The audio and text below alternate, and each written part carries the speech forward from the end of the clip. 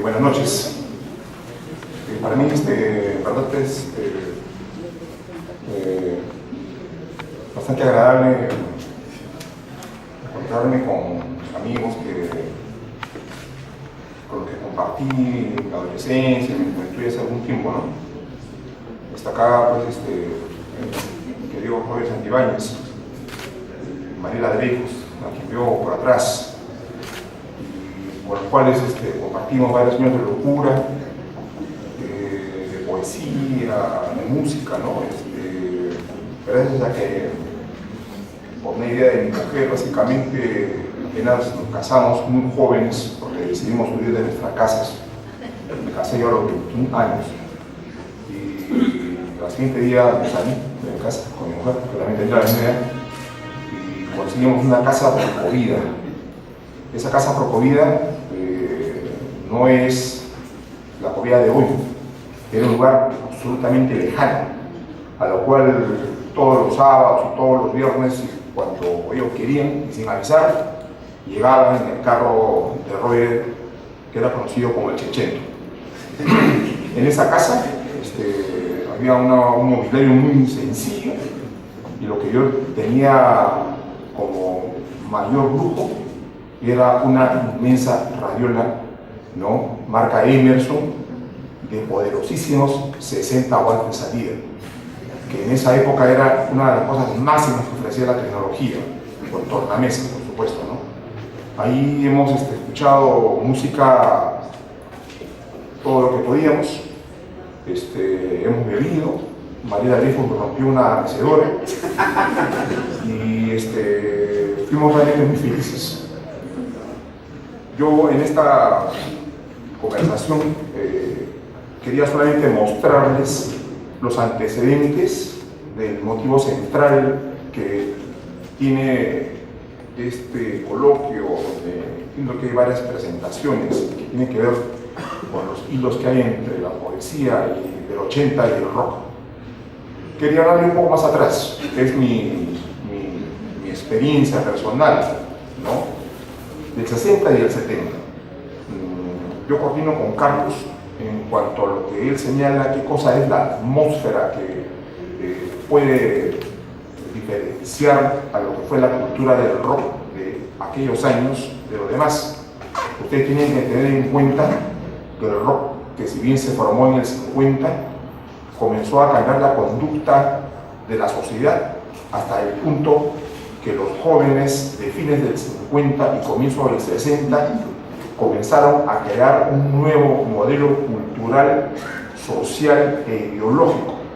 Antes los jóvenes eran seres humanos más pequeños, más delgados, con menos ideas, pero todos con terno. Y su única variación a ser adultos era que aumentaran en peso y en años. Con el rock y después del rock, lo que le crecieron fueron los pelos, lo que se le ensuciaron fueron los jeans, se le llenó el vocabulario de púa, de felicidad, y las relaciones sociales con sus parejas se erotizó, cosa que antes no existía. Ahora todos los jóvenes pueden ir pues, al lugar que más crean conveniente y amarse. En esa época no existía eso. Eso fue un descubrimiento. Eso provocó en que nuestros padres nos persiguieran, nos botaran de las casas, nos castigaran. Y además que el gusto por el rock fue un cambio absolutamente radical en cuanto a lo que fue gustos de una generación a otra, ¿no? A mí, cuando yo compré mi disco de gusto en quinto de media, mi padre me agarró a patadas, porque no entendía por qué ese negrito flaco que se llamaba Jimi Hendrix tocaba de esa manera, ¿no? Entonces, cosas que ahora pueden de repente parecer muy comunes, ¿no? En esa época no lo eran, era difícil crecer en esa época, ¿no? Yo quiero empezar por señalar que en la generación del 60 hubieron dos, dentro de este dentro de este tema que estamos hablando, por supuesto, ¿no? Hubieron más o menos dos líneas, ¿no? Algunos, por ejemplo, como Rodolfo Inostroza o Juan Ojeda, tenían una poesía de una línea puntista y de referentes más clásicos, que en el caso de Rodolfo, en su segundo libro, Contra la Natura, se inclina más por una experimentación paundiana, y en el caso de Ojeda, solamente publicó Vida Plaquets, que se va complejizando, quizás debido a que tenía una inmensa cultura y amaba mucho la literatura alemana. Marco Martos y Javier Heró representan la supervivencia, aunque transformada, de lo que es la cultura española y francesa en su poesía, ¿no? Y fueron los otros poetas de esa generación quienes ya comienzan a adoptar en su letra y en su actitud poética lo que ya podemos considerar una actitud rockera dentro de la poesía. Quiero yo traer acá a colación a un poeta que es muy poco conocido, que pertenece a esa generación, que publicó libros casi clandestinamente, pequeños, de poca difusión, de poco tiraje, y que sin embargo es el que cronológicamente escribe primero sobre el tema, y que es según lo que yo he leído, es Walter Curonisi. Nace en el año 1940 y muere en el 2012, hace no mucho. Walter Curonisi, por alguna razón que no conozco, termina siendo amigo de Allen Ginsberg cuando viene al Perú en 1960. Y la amistad y las conversaciones que mantienen entre ambos hace de que Curonisi, por simbiosis, adquiera lo que es la cultura beatnik, una cultura de los poetas norteamericanos, que si bien ellos tenían preferencias por el jazz, su actitud, su ruptura clara con el sistema, ¿no? La manera de poetizar, el ingreso de la calle, la jerga y una serie de desplantes a lo que es el mundo adulto, va a influir tremendamente en la cultura del rock, ¿no? Walter se une a Ginsberg y en 1977 publica, dentro de un libro que se llama La Noche de los Últimos, un largo poema que él lo fecha como de 1960, justo el año en que conoce a Ginsberg y con el cual se pasea con por Lima, en el cual ya tiene un sesgo claramente rockero, ¿no? En este pequeño libro, que después salió publicado completo en 2007 junto con toda su obra, llamado Rehenes del Tiempo, tiene un poema dedicado justamente a Allen Ginsberg, ¿no? Y que creo que es el primer referente literario conocido en el cual la cultura del rock ingresa a la poesía, que imita un poco el tono beatnik de la poesía, y tiene una especie de concatenación rítmica que a mí me ha hecho pensar, por ejemplo, muchas veces en que es muy parecido a Inagada, la vida, el tema clásico de Iron Butterfly, que le encantaba a Rollo, ¿no? Y que tiene alguna similitud, a pesar que este tema es un poco posterior, ¿no? Inagada, la vida es del año 68. Luego de este referente, y seguramente explorando por su lado, porque la vida pública de Walter Curonisi no era tan gravitante en esa época, el año 68 se publica, yo creo, un libro importante para entender lo que es el fenómeno del rock en la poesía, y que quizás yo llamaría a leer, es inhallable, pero de repente hay increíble, ¿no? Ese libro, Ciudad de Lima, de Mirko Lauer. Mirko Lauer, dedicado a la política un poco, a la crítica de arte, ¿no? Una persona un poco huraña y como un intelectual de muy alto nivel, quizás a veces no goza de la simpatía de algunas personas, pero No por eso vamos a diseñar la realidad, que él en este libro es un gran libro, ¿no? Además que es un libro que al parecer Mirko escribe a los 16 años, ¿no? O sea, él, dentro de la generación del 60, era pues un enfant terrible, un niño prodigio, ¿no? Y en ese libro hay pues muchas referencias a lo que es esto que yo llamo la cultura del rock, ¿no? Por ejemplo, él en algunos poemas cita a Gregory Corso y a Jack Kerouac, otros dos autores del movimiento beat, ¿no? Y que justamente también amigos de Ginsberg y que tienen que ver con esto del nacimiento de la cultura del rock, ¿no? Tiene otro poema que se llama Final de la ciudad, en donde va sobre un tema básico en ese momento de la cultura, que es el tema del viaje.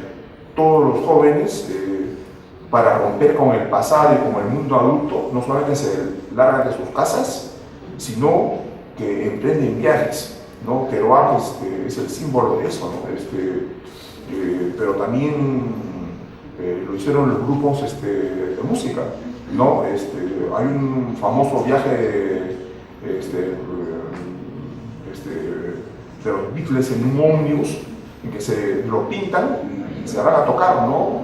Incluso confluyen con algunos de los Rolling Stones, confluyen con otros, con Eric Clapton me parece, y tocaban, ¿no? O sea, esa idea del viaje también es central para la poesía, en la poesía del rock, y él mismo la desarrolla. Luego, en el año 68, otra persona que ahora es conocido como un extraordinario ensayista y crítico, publica también poemas vinculados a esto.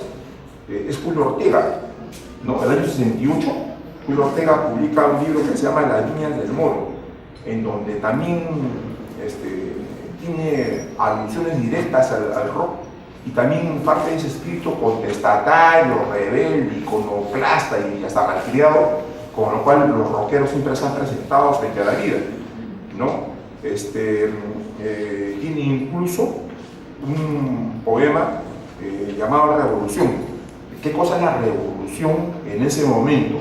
¿No es cierto? No es lo que ahora lo entendemos, ni lo que se entendió de manera trágica en los 80, ¿no? En ese momento, en el año 68, los jóvenes casi tomaron el poder en Francia, en París, pusieron en jaque al gobierno de De Gaulle, ¿no? Y solo cuando admitieron entrar a las elecciones, perdieron. En Budapest, los jóvenes también se habían opuesto, ¿no es cierto?, a seguir aceptando la intromisión soviética dentro de sus destinos. El movimiento hippie era un movimiento inmenso, ¿no? Los jóvenes vivían en comunas, tenían un comportamiento absolutamente distinto a los predecesores, y eso era la revolución. Dentro de eso era muy común ser marxista, estar contra la guerra de Vietnam, como la estuvo John Lennon y Yoko Ono, o decir que uno estaba a favor de Mao, o ser amigo de las Panteras Negras, que era un movimiento antisegregacionista, ¿no? Que luchaba contra la discriminación racial y que tenía una mezcla pues, de teoría entre marxismo y nacionalismo negro, ¿no? Ortega en ese libro desarrolla esa idea. No voy a poderles leer todo esto porque uno me da cuenta que he hecho una cosa muy extensa, ¿no? Pero se las cuento para que a ver si ustedes tienen un interés y buscan por su propia cuenta los libros. Ortega también tiene otros poemas en ese libro, ¿no? Como Preguntas para el viaje, donde vuelve sobre el tema del viaje, la salida, el escape, ¿no? Y poemas como Ruido de Enero, en donde él ya también tiene una concepción de lo que son los jóvenes. Entonces él habla de su generación frente a las otras generaciones que son distintas. Entonces él ya va poniendo énfasis en algo que es lo que es particular a este movimiento, ¿no? Los jóvenes a partir del 60 en adelante son otra cosa. Los anteriores eran fueron siempre parte de la cultura adulta. Siempre desde chiquito querían crecer para ser adulto grande, ya eran reelegidos, ¿no? Antonio Cisneros también es otro poeta que también tiene en parte de su poesía llena de humor, de referencias a la calle, a los productos de consumo, ¿no? A las figuras de la cultura popular, ¿no? Y también culta parte del espíritu rockero. Eso es parte del espíritu rockero, ¿no? Bajar de lo que es de las nubes, lo que era lo sagrado, lo intocable, y decir pues que yo puedo leer a Hegel, pero también me meto el Mickey Mouse. Entonces ese tipo de irreverencia es un producto de la cultura del rock. No, antes eso no se hacía, y los jóvenes nunca lo hicieron, ¿no? Además Toño pues era un gran admirador de los Beatles, con Roger y con otros amigos más que lo hemos visitado. No sé si Mariela llegó a conocer el departamento de Toño en Miraflores. Él tenía una cinta de 3/4, así inmensa, donde estaba grabado un concierto de los Beatles. Él era admirador de los Beatles, donde no se escuchaba absolutamente nada, porque era un sistema de grabación antiguo. Por cada vez que los Beatles se paraban en un escenario, la gente, ¡guau!, todo el mundo empezaba a gritar. Entonces se apagaba y salía, ¡guau!, era una cosa muy loca, pero para nosotros era una cosa que escuchábamos con muchísimo estado, pues así, casi catatónico, porque era la versión de los Beatles en vivo, ¿no? Y que, entonces, él amaba ese tipo de música y era una cinta que él guardaba, ¿no? Yo creo de que, por ejemplo, ya desde su libro Comentarios Reales, hay ciertas apariciones de lo que se puede entender como lo que es la cultura del rock, que se desarrollan un poco más y de manera más clara en su libro Agua que no has de beber, que ya es de 1971, ¿no? En donde hay un poema en la sección Una muchacha católica toca la flauta, en el cual habla de la música, ¿no? Y si bien no señala exactamente al rock, ya hay una actitud que se puede tomar como rockera. Esto también aparece en Cordillera en un campo de golf, ¿no es cierto? Donde, por ejemplo, hay ya alusiones a los líderes de mayo 68, como Rudi Dustler, ¿no? El líder alemán de ese movimiento, ¿no? Y luego, en un poema que se llama Sonata contra uno que llamó Sátrapa Amado, aventurero al Che, y a Carmichael racista. Carmichael era uno de los líderes negros de las Panteras Negras, ¿no? Y que es parte, pues, del aparato ideológico que los jóvenes manejaban en esa época. El siguiente poeta que a mí me parece fundamental en esta línea es alguien que ustedes conocen mucho y seguramente no deben atribuir demasiado para que lo admitan, ¿no? Es Luis Hernández, ¿no? Luis Hernández, pues, con su actitud totalmente antiacadémica, incluso antilibresca, que luego de publicar 3 breves plaquettes decide no volver a publicar nunca más, incluso al desprenderse de los poemas, ¿no? Y llenaba cuadernos que regalaba a la persona que más deseaba, sin guardarse los ejemplares para sí. No sé, los poetas no hacemos eso, ¿no? Hasta el más borracho nunca regalaba un original. O sea, uno guarda en su casa el original, ¿no? Y ahora con los computadores es más fácil, ¿no? Antes nosotros cuando escribíamos sacábamos fotocopias, pues no era tan loco, ¿no? Yo no conozco a nadie que haya regalado un original, solamente Luis Hernández, ¿no? Esa actitud de desapego, de aventura, ¿no? Forma parte de eso, ¿no? De la cultura del rock y las varias menciones que tiene en su poesía al tema, ¿no? Hay poemas en los cuales él, por ejemplo, momentos estelares de la música, él menciona como hitos a Joe Cocker, a Paul McCartney y tiene un párrafo, un verso que dice, ¿no? Uguayo en Cactus, tocando durante 8 horas Hey Jude, ¿no? Entonces, que es parte también de lo que es la cultura del rock, ¿no? El consumo de las drogas, ¿no? Las drogas antes solamente lo usaban personas marginales, fueron los jóvenes los que se dedicaron pues, a consumir cannabis, LSD, peyote, y algunas otras cosas simpáticas. Luego hay poemas como Historia de la Música, donde él también menciona a sus músicos preferidos, un gran admirador de música clásica y también de jazz, ¿no? Prokofiev, Schoenberg, Hindemith, y dice que hay compositores con pelo, porque estos son los sin pelo, como Grieg, Liszt y Lennon, ¿no? Ese tipo de intercambio, de juego, de humor propio de la cultura, ¿no? Luego hay su famoso poema, pues, A un suicida en una piscina, que alguna vez hemos hablado también con Roger, y que al parecer está dedicado al ex Rolling Stone Brian Jones, que por el excesivo consumo de sustancias hizo que todo el mundo consumía como consumir para que los pulsen de los Rolling Stone, se deprimió, se tiró en una piscina y se ahogó. Entonces, en un acontecimiento que para los jóvenes fue tan importante como la llegada del hombre a la luna, ¿no? Porque los Rolling Stone, y acá dentro debe saber perfectamente porque es un músico y un escuchador de música, le da un sonido particular. Los Rolling Stones suenan de una manera con Brian Jones y de otra manera sin él. Pero la generación que más va a calar en esta cultura es la de los años 70, que también ha mencionado Carlos, ¿no? Con la aparición ya de colectivos poéticos como Hora Cero y Estación 3000, ¿no? El primero fue un movimiento literario y el segundo una revista donde confieron poetas muy importantes. Incluso Hora Cero tiene una actitud hippie o semi-hippie, ¿no? Ellos que habían atraído una serie de poetas de provincias, forman unas comunas y viven colectivamente de lo que todos traían y todos usaban.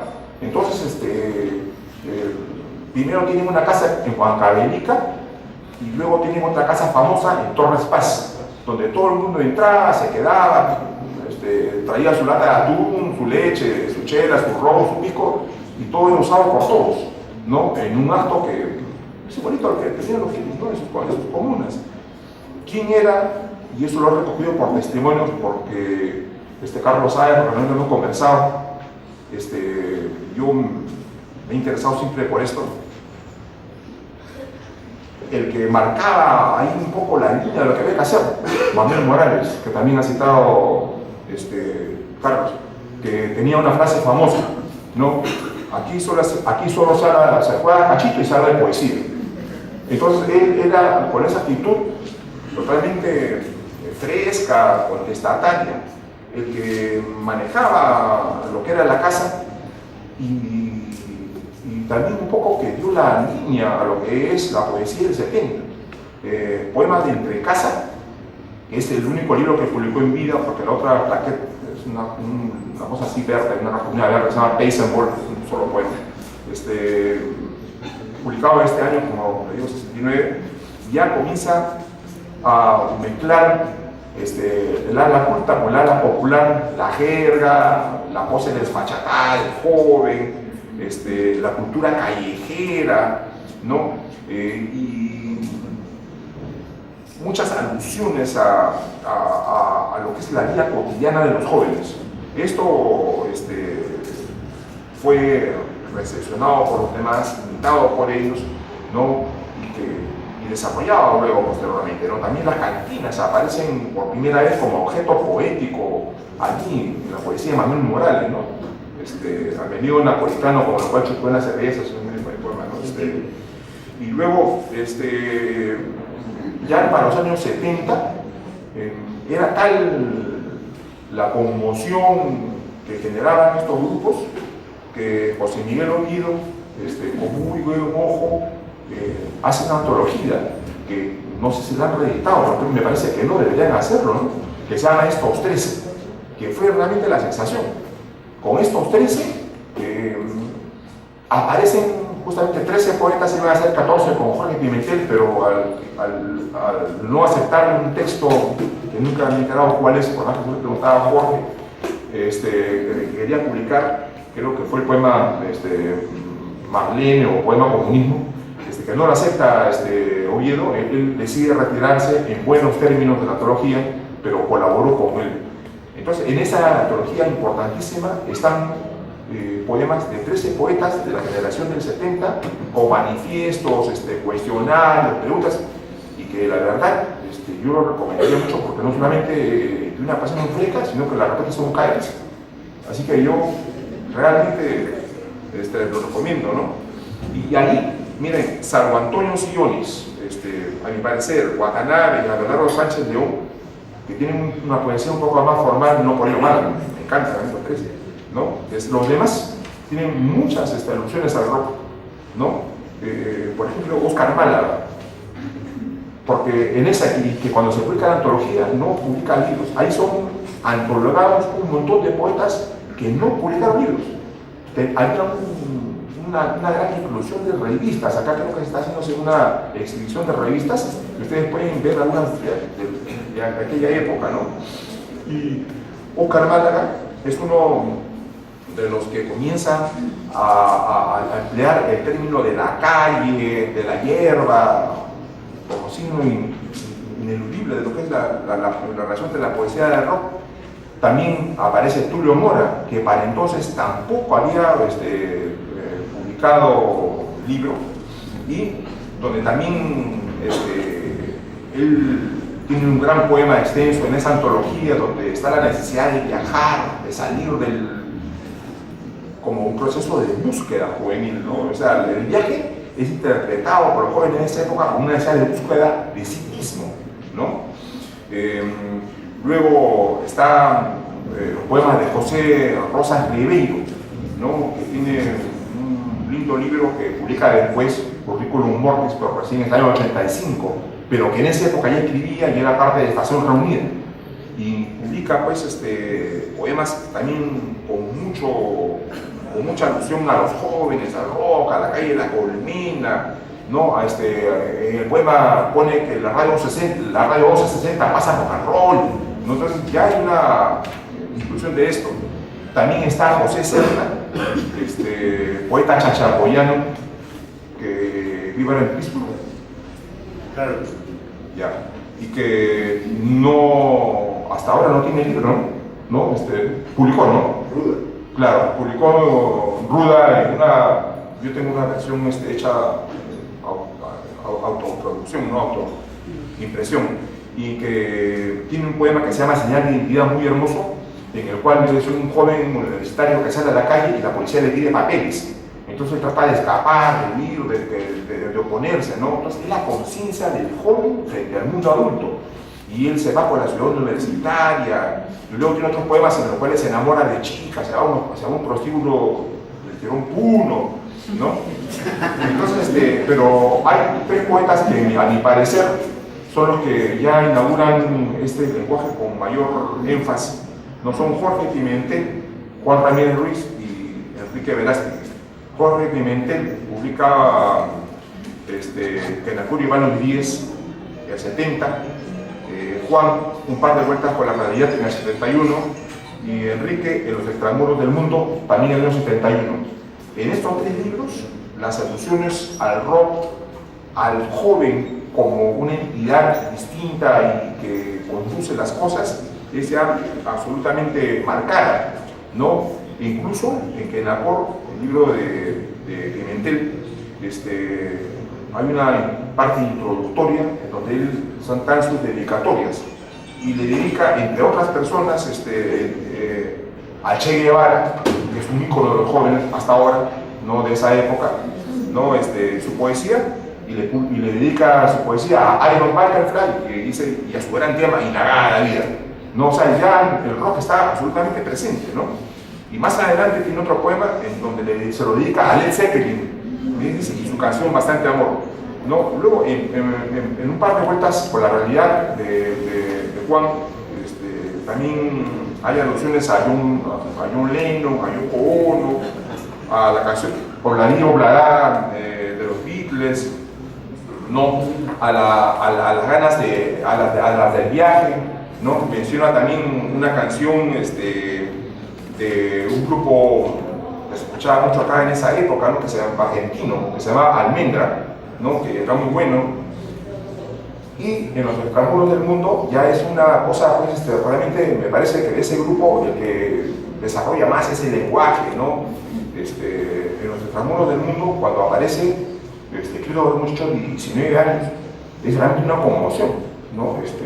Nunca nadie antes había leído una cosa de esa naturaleza, y eso ya se habían publicado los libros de Juan y de Jorge, porque desarrolla un lenguaje muy rico, con mucha cantidad de imágenes y una inmensa alusión a la calle y al erotismo y a la cultura popular de masas, del consumismo, que es parte también de lo que desarrolla la cultura del rock, que se amplía y se fortalece en un libro próximo, su libro siguiente, que es Praxis, Asalto y Destrucción del Infierno del año 80, ¿no? Donde ya también hay la rebeldía juvenil vinculada al activismo de izquierda, que era otro rasgo común de los jóvenes de esa época. Todos estábamos metidos, éramos rocanroleros con una pierna y con la otra eran marxistas.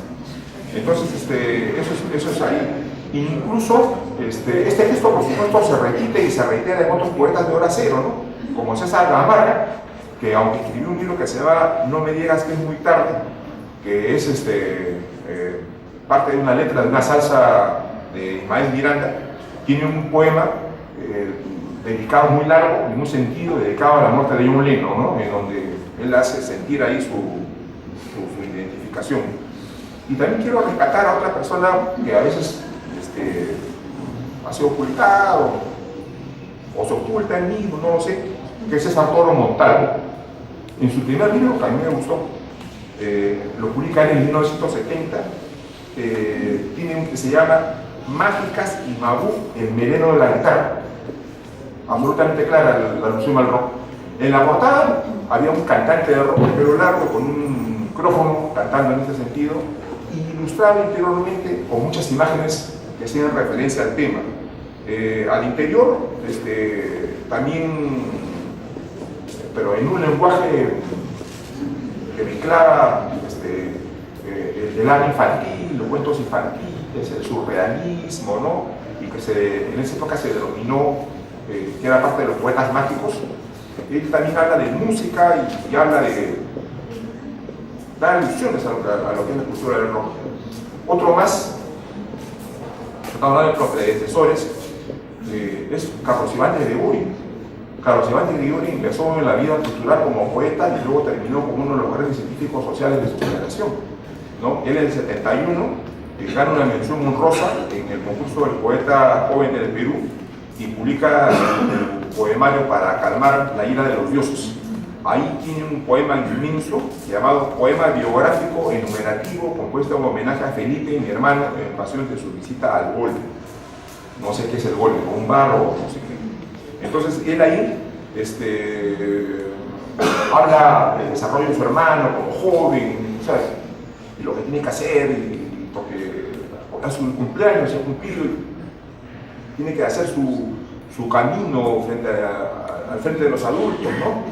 Habla de los Beatles, y bueno, ya un poco más cercano, y ya en esta generación final, para acabar, para no extenderme mucho,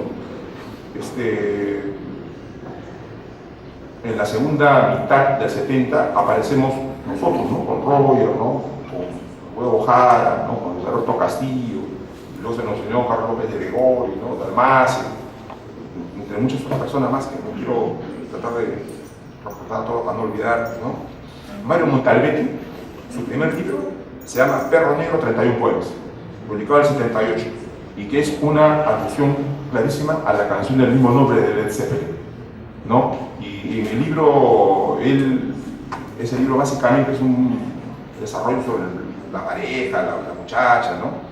Y luego estamos nosotros, los de la Sagrada Familia, que en el 77 sacamos nuestro primer número de la revista con un manifiesto que escribió Roger y que todos inmediatamente aceptamos, en lo cual tenemos, pues, ya por la implicación, por la forma de comportarnos y de todo, una cosa muy explícita con el rock, ¿no? De ese grupo, quienes desarrollaron más esta onda fueron Edgar Ojara, que tenía en su poesía primera una familiaridad mucho con los jóvenes, con sus amigos, y indudablemente Roger, ¿no? Yo quiero concluir ahí, mencionando de que antes de la muerte, el libro que él publica en el 79 es un extraordinario libro, en el cual este rasgo se nota muy claramente. Luego, Homenaje para Iniciados en el 84, ¿no? Y el que definitivamente ya es un fresco total sobre el rock es El chico que se declaraba con la mirada, del año 88. Allí ya figuran Joe Cocker, Cantando en Gusto, la canción Venus de Shocking Blue, ¿no? El rock and roll de la Lolita de Santa Isabel, la banda peruana Traffic Sound, y su chicaza Wayne, ¿no? El Loco Álvarez sacando partido de su aire de Mick Jagger, ¿no? La mención a los George, a los Psychos y a los Peter Smelter. Ese yo creo que es el panorama que nos tocó a nosotros vivir en esa época, antes de los 80, y ojalá esto les haya servido como una guía.